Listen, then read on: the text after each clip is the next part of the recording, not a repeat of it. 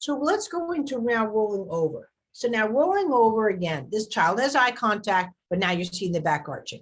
The back arching had to happen for that child to get over. And now because the back arching, you see the asymmetrical sort of scoot going on. This child obviously is a bit older than the 2.5 to 3 months range, but you will see rolling over start to come over. Another thing too, which I'll show with rolling over your eyes and your pubic bone should be symmetrical. And that's the biggest problem with the back arching, is that he's separating the eyes from the head. Obviously, most likely this child has no cognitive issues, but because of these movements are going to start doing, this child might be much more susceptible to the bear crawl, right? This is what I want to start showing you, as that when people say, oh, my child rolled over, he was fine, because they're seeing from tummy to back, prone to supine, all of that, whichever language you're using. But what they're not seeing is those little issues of movement, like him dragging his leg there and getting that asymmetrical. Now, someone might say to me, oh, but he probably figured it out. My thing is that if we have to start learning how to evaluate these children really, really young, because we need to maybe just give them a little bit of movement. And that's what we're here for. Like I have my rolling over course, that seeing those atypical rolling overs and then doing what's needed to help that child develop it. Biggest problem is, when do I get most emails about rolling over? 7 months.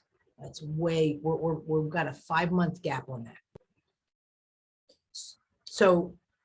So again, here now with the next one, now this one, he uses more the feet, right? And look at this, he takes his eye off the prize. You can see a wear patterning already happened on the child. The arm is getting stuck.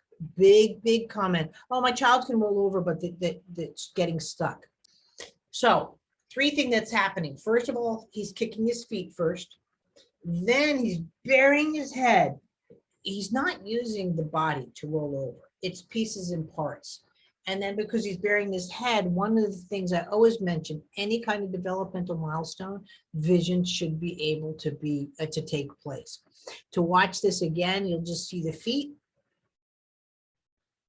And he'll go over. And again, now he's going to work with the head really hard. And then now he's quote stuck. And the arm is there. And then the head's going down, and you'll see these. Here's another atypical rolling over. This is the fall. Boom, the head's down. You can see the symmetries off from the pubic bone. She's stuck against the couch. I get that kind of thing. But you'll see, I mentioned this a lot on my group. Movement Lesson for Parents and Practitioners, a great group for support on these kind of issues.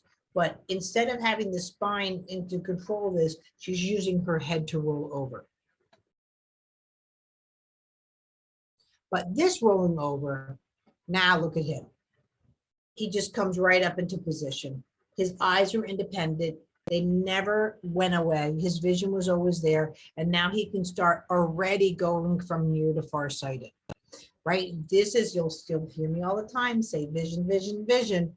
Right? But when a child goes into a typical development, you will see that nice vision already start to happen right here at about a 3-month level, where they're able to keep their eyes on the prize, right? He rolls over, he's did whatever, the arms are free, everything's free. Look at how, again, independent those shoulders are, right?